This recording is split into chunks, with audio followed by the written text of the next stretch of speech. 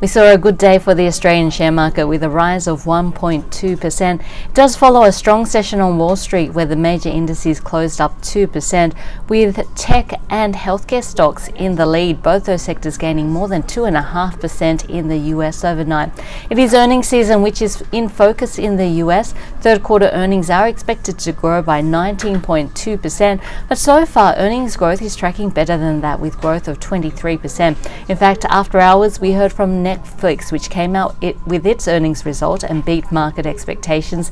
Its shares up by 14% after hours. Here on the Australian market, it was green across the market except for the material sector, which suffered from the losses that we saw on the London's Metal Exchange overnight.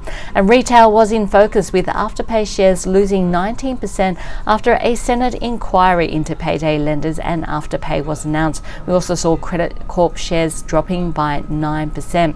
Still in that retail space, and we saw the Reject Shop coming out with a downgrade. The company giving an update for the first 15 weeks of the financial year, saying that same-store sales were down by 2.4% in that time. That means in the last 8 weeks, conditions have deteriorated, with same-store sales down by 3.9% in the last 8 weeks.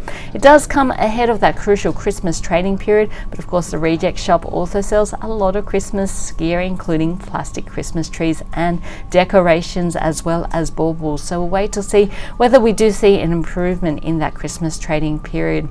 We also heard from Challenger, which came out with an announcement. It has $81 billion assets under management now. It saw its second best quarter of annuity sales, and Australian annuity sales up by a massive 21%.